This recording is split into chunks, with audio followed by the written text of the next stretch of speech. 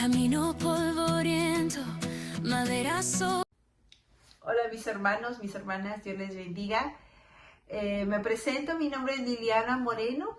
Es un gozo poder estar aquí con ustedes transmitiendo, ¿verdad? Y leyendo la palabra de nuestro Dios. Estamos leyendo el Evangelio de San Marcos. A mí me tocó el capítulo 9. La palabra del Señor dice así: en el nombre del Padre, del Hijo y del Espíritu Santo.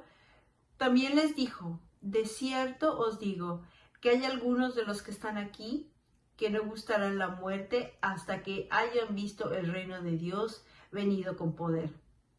6 días después, Jesús tomó a Pedro, a Jacobo y a Juan y los llevó aparte a solos en un monte alto y se transfiguró delante de ellos. Sus vestidos se volvieron resplandecientes, muy blancos como la nieve, tanto que ningún lavador en la tierra los puede hacer tan blancos. Y les apareció Elías con Moisés, que hablaban con Jesús. Entonces Pedro dijo a Jesús: Maestro, bueno es para nosotros que estemos aquí y hagamos 3 enramadas, una para ti, otra para Moisés y otra para Elías, porque no sabía lo que hablaba, pues estaban espantados. Entonces vino una nube que les hizo sombra, y desde la nube una voz que decía: Este es mi Hijo amado, a él oíd. Y luego, cuando miraron, no vieron más a nadie consigo, sino a Jesús solo. Y descendiendo ellos del monte, les mandó que a nadie dijesen lo que habían visto, cuando el Hijo del Hombre hubiese resucitado de los muertos. Y guardaron la palabra entre sí, discutiendo qué sería aquello de resucitar de los muertos.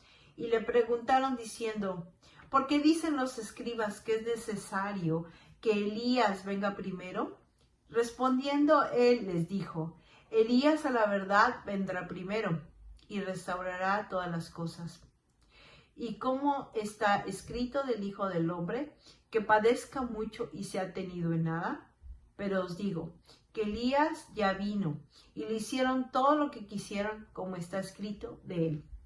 En estos versículos, mis hermanos, ¿verdad?, podemos ver cómo nuestro Señor Jesús lleva a estos 3 de sus discípulos a un monte alto y les deja ver su gloria, su divinidad. Jesús era 100% hombre, pero 100% divino. Y este resplandor de su gloria, aquí nos habla de su gloria, que era tan grande, tan resplandeciente, que ¿verdad?, esta transformación, aún dice que sus vestidos estaban blancos, más blancos que la nieve. Y ellos pudieron ser testigos de esta gloria de Dios, de esta presencia de Dios, que cuando esta nube los cubrió, que significa y simboliza, ¿verdad?, la presencia de Dios, muchas veces en el Antiguo Testamento como esta Shekinah, y que ahora nosotros podemos disfrutar de esta presencia de Dios cuando hemos creído en Él, ¿verdad? Eso es algo tan hermoso que podemos disfrutar y que un día, como ellos, vamos a poderlo ver con nuestros ojos, ¿verdad? Que va a ser algo maravilloso, mis hermanos. Y de eso se trata nuestra fe, ¿verdad? De nuestro Señor Jesús como Hijo de Dios, nuestro Salvador. El capítulo 14 dice: cuando llegó a donde estaban los discípulos, vio una gran multitud alrededor de ellos y escribas que disputaban con ellos.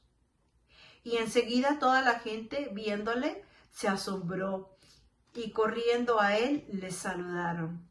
Él les preguntó: ¿qué disputáis con ellos? Y respondiendo uno de la multitud dijo: Maestro, traje a ti mi hijo, que tiene un espíritu mudo, el cual donde quiera que lo toma lo sacude y echa espumarajos y cruje los dientes y se va secando. Y dije a tus discípulos que lo echaran fuera y no pudieron. Y respondiendo él les dijo: Oh generación incrédula, ¿hasta cuándo he de estar con vosotros? ¿Hasta cuándo os he de soportar? Traédmelo. Y se lo trajeron. y se lo trajeron. Y cuando el espíritu vio a Jesús, sacudió con violencia al muchacho, quien cayendo en tierra se revolcaba, y echando espumarajos, Jesús le preguntó al padre: ¿cuánto tiempo hace que le sucede esto? Y él dijo: desde niño. Muchas veces le echa en el fuego, en el agua, para matarle. Pero si puedes hacer algo, ten misericordia de nosotros y ayúdanos. Jesús le dijo: si puedes creer, al que cree, todo le es posible. E inmediatamente el padre del muchacho clamó y dijo: creo, ayuda en mi incredulidad. Y cuando Jesús vio que la multitud se agolpaba, reprendió al espíritu inmundo, diciéndole: espíritu inmundo y sordo, yo te mando, sal de él y no entres más en él. Entonces el espíritu, clamando y sacudiéndole con violencia, salió, y él quedó como muerto, de modo que muchos decían: está muerto. Pero Jesús, tomándole de la mano, le enderezó y se levantó. Cuando él entró en casa, sus discípulos le preguntaron aparte: ¿por qué nosotros no pudimos echarle fuera? Y él les dijo: este género con nada puede salir, sino con oración y ayuno. Aquí podemos ver cómo este padre estaba realmente muy angustiado, estaba clamando, ¿verdad?, de ver a su hijo en esa condición, como este espíritu que estaba dentro de él lo quería matar de muchas maneras, ¿verdad?, que se echaba al fuego, al agua, era desde niño. Entonces ya tenía muchos años de esa manera, y le dice: si puedes hacer algo, hazlo. Claro que él podía hacer algo, ¿verdad? Y Jesús le dice: bueno, si puedes creer, al que cree todo le es posible. Y él le clama y le dice: ten misericordia, ayúdanos. Claro, dice: yo creo, pero ayúdame, incredulidad. Aquí él reconoce, ¿verdad?, que necesitaba de él, que necesitaba de él. Y mis hermanos, la fe no es cuánta fe tienes, si es mucha o poquita, es en quién está tu fe, en quién está depositada tu fe. Eso es lo importante, que Jesús es la fuente de toda fe, mis hermanos, que solamente Él es el que puede hacer posible esto, el que tenía y tiene autoridad, y que en ese momento, ¿verdad?, que aún los espíritus lo veían y ya sabían y lo reconocían que era el Hijo de Dios, y Él pudo hacerlo, ¿verdad?, y por esta autoridad que le fue dada, porque Él mismo era Dios, porque Él controla todo, porque Él es soberano, Él controla, dice, ¿verdad?, principados, potestades, Él está sobre todo. Entonces dice, sí, el Padre dice: sí, creo, ayuda a mi incredulidad. Mis hermanos, que de esa misma manera nosotros podamos reconocer que muchas veces decimos una cosa con nuestra boca y con otra, ¿verdad?, lo dudamos. Entonces, que el Señor ayude a cada uno de nosotros a depositar nuestra fe en Él, solamente en el autor y consumador de nuestra fe, ¿verdad? Que siempre pongamos nuestros ojos en Él. No importa, ¿verdad?, la situación que a lo mejor estemos viviendo, que podamos estar pasando, lo desesperante que pueda ser, como en el caso del papá, ¿verdad? Sino que digamos: Señor, ayúdame, y clamar, ¿verdad? Y Dios es bueno todo el tiempo. Él sigue siendo el mismo. Él es el mismo de ayer, de hoy y por siempre. Este Jesús del cual estamos leyendo, del cual estamos recordando su vida, su muerte y su resurrección, sigue siendo el mismo, que está con cada uno de los que ha decidido creerle como su Salvador, que pagó ¿verdad?, el precio de nuestros pecados en nuestro lugar. El capítulo 30 dice, aquí precisamente nuestro Señor Jesús anuncia otra vez su muerte. Les está dejando saber a sus discípulos, ¿verdad?, de que pronto esto iba a pasar. Ellos no lo entendían. Y vemos que dice el capítulo 30, dice: habiendo salido de allí, caminaron por Galilea, y no quería que nadie lo supiese.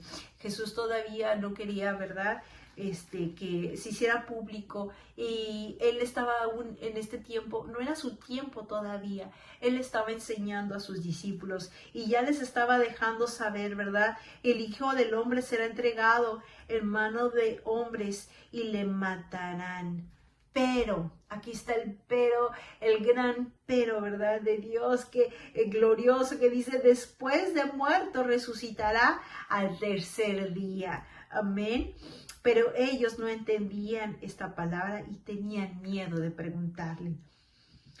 El capítulo 33 dice, y llegó a Capernaum, y cuando estuvo en casa les preguntó, ¿qué disputabais entre vosotros en el camino? Mas ellos callaron, porque en el camino habían disputado entre sí quién había de ser el mayor. Entonces él se sentó y llamó a los 12 y les dijo, si alguno quiere ser el primero, será el postrero de todos y el servidor de todos. Y tomó a un niño y lo puso en medio de ellos, y tomándole en sus brazos les dijo, el que reciba en mi nombre a un niño como este, me recibe a mí. Y el que a mí me recibe, no me recibe a mí, sino al que me envió. Aquí podemos ver cómo, ¿verdad? Tristemente refleja lo que ellos hacen, reflejado en lo que muchas veces nosotros hacemos, ¿verdad? Cómo estos discípulos habían visto y habían experimentado esta gloria de Dios, cómo Jesús se les reveló, ¿verdad? Tan gloriosamente, y ahora van discutiendo, peleando, riñendo, queriendo ganar el lugar mayor, ¿verdad? Quién iba a ser el líder, peleándose, no, yo, tú, no, es que yo a lo mejor a mí me ama más, ¿verdad? El orgullo, el querer ser el mayor. Y Jesús les dice, no, no es así, no es así. El que quiera ser el mayor tiene que ser el servidor de todos. En la lógica de Dios no es como la nuestra. La nuestra es, yo soy el mayor, yo soy el líder, o yo quiero que me sirvan, ¿verdad? Pero no, en el reino de Dios no es así. El reino de Dios siempre es la humildad, sobre todo, mis hermanos, y ese es el mayor de todos, el que sirve a los demás, el que le lava los pies a los demás, no en lo literal, sino en lo que ve por el beneficio de los demás antes que el mío, que muero a mí mismo para poder siempre, ¿verdad?, amar a mi prójimo y tenerlo como mayor estima, ¿verdad? Entonces, mis hermanos, vivamos en humildad y en servicio a los demás, porque hemos sido llamados a una vida de servicio. Y qué mayor ejemplo que nuestro Señor Jesús. Ok, continuamos en el versículo número 38. Juan le respondió diciendo, Maestro, hemos visto a uno en tu nombre, que en tu nombre echaba fuera demonios, pero él no nos sigue y se lo prohibimos porque no nos seguía. Aquí vemos como Juan, ¿verdad? Dice, a lo mejor en ese celo, ¿verdad?, por el Señor, y ese celo decía, no está con nosotros, no nos está siguiendo, está echando demonios en tu nombre, pero no va con nosotros, no está con nosotros. Pero Jesús le dijo, no se lo prohibáis, porque ninguno hay que haga milagro en mi nombre que luego pueda decir mal de mí. Porque el que no es contra nosotros, o sea, el que no está contra nosotros, es de nosotros. Por nosotros es. Y cualquiera que os diere un vaso de agua en mi nombre, porque sois de Cristo, de cierto os digo, que no perderá su recompensa. El versículo 42. Cualquiera que haga tropezar a uno de estos pequeñitos que creen en mí, mejor les fuera si se les atase una piedra de molino al cuello y se arrojase en el mar. Si tu mano te fuese ocasión de caer, córtala. Mejor te es entrar en la vida manco que teniendo 2 manos ir al infierno, al fuego que no puede ser apagado, donde el gusano de ellos no muere y el fuego nunca se apaga. Y si tu pie te fuese ocasión de caer, córtalo. Mejor te es entrar a la vida cojo que teniendo 2 pies y ser echado en el infierno, al fuego que no puede ser apagado, donde el gusano de ellos no muere y el fuego nunca se apaga. Y si tu ojo te fuere ocasión de caer, sácalo. Mejor es entrar en el reino de los cielos con un ojo que teniendo los 2 ojos ser echado al infierno, donde el gusano de ellos no muere y el fuego nunca se apaga. Porque todos serán salados con fuego y todo sacrificio será salado con sal. Buena es la sal, mas si la sal se hace insípida, ¿con qué la sazonaréis? Tened sal en vosotros mismos y tened paz los unos con los otros. Estas ocasiones de caer, cualquiera que haga tropezar a estos pequeños que creen en mí. Mis hermanos, no solamente está diciendo de pequeños como niños literalmente, sino estos creyentes pequeños, estos creyentes que a lo mejor van empezando, estos creyentes que te están viendo y que saben que tú eres hijo de Dios, ¿verdad? Dice que tengamos mucho cuidado. Aquí podemos ver la seriedad de lo que es realmente el hacer tropezar a alguien, realmente lo serio que es el pecado. No está diciendo que literalmente nos mutilemos, que literalmente cortes tu mano, sino que podamos ver la profundidad y la seriedad que es para el Señor el pecado.